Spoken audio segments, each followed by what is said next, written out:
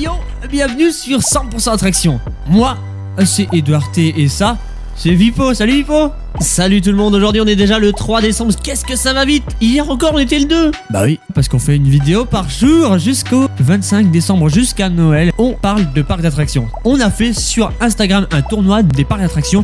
On a mis en concurrence les parcs 2 par 2 pour élire le meilleur parc d'attractions. Votre parc préféré en fait, parce qu'on a fait voter nos abonnés. On vous réserve quelques surprises. En parlant de surprises, je me permets de sortir le chocolat. Un Kinder Surprise, ça tombe bien. Quelle surprise. Les 2 parcs d'attractions. Les 2 parcs d'attractions qui vont s'affronter dans ce duel. Walt Disney Studios versus la mer de sable.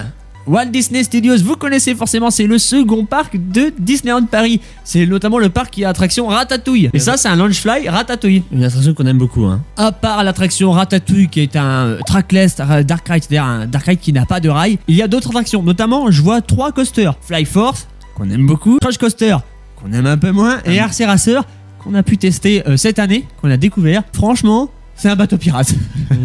Une large gamme d'attractions aussi, sans parler des coasters. Par exemple, la nouveauté Spider-Man Web Adventure, une attraction interactive où il faut tirer avec ses mains. Moi, je trouve ça vachement bien. Ça dégourdit par contre, hein. Et aussi, mon préféré, mon coup de cœur, mon attraction préférée peut-être de tous les temps, la Tour de la Terreur. Moi, j'adore aussi, ouais. J'adore. Et c'est pas pour y dormir, hein. La thématisation, la sensation, l'ambiance un petit peu horrifique, j'aime beaucoup, je veux dire, attraction parfaite quoi. Non mais je suis d'accord. Vous aimez bien Disney, participez à notre concours qui permet de gagner ce porte-monnaie sur le thème du Roi Lion. Il suffit de trouver cette publication sur notre compte Instagram. Toutes les modalités de participation sont écrites.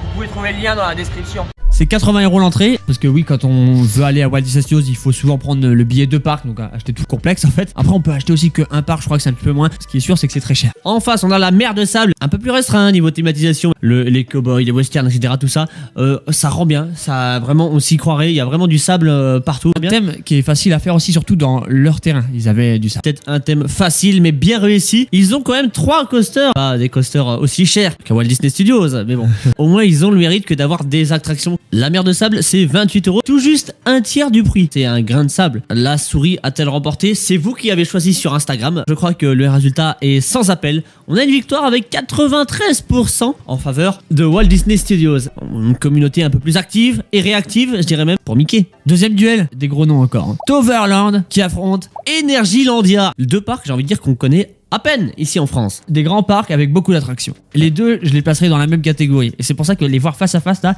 c'est vraiment bien. Toverland, c'est 5 coasters, dont le fameux Phoenix qui était un wing coaster de chez Bolliger ou de Mabillard. Mais aussi Troy, le coaster en bois. Plein d'attractions qu'on connaît, mais au moins 2 noms. Et en termes d'attractions, c'est une dizaine d'attractions en sensation. Il y a quand même beaucoup de coasters en termes de, tu vois, ratio coaster-attraction. Toverland, c'est un parc aux Pays-Bas qui coûte 34 € l'entrée.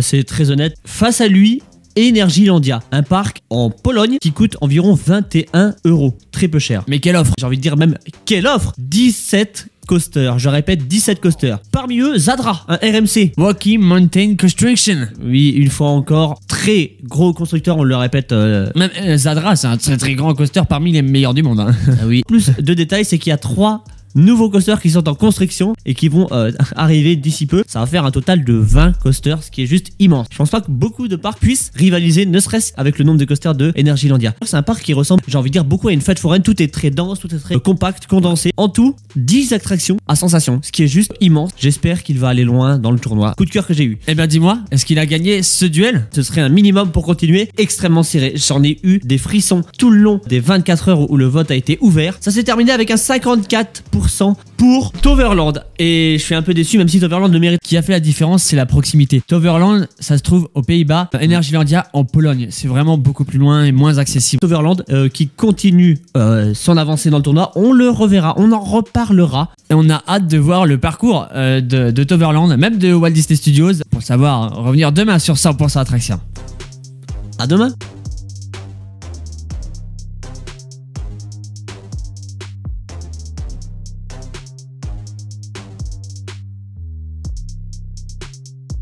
Allez, on va sur Ratatouille là.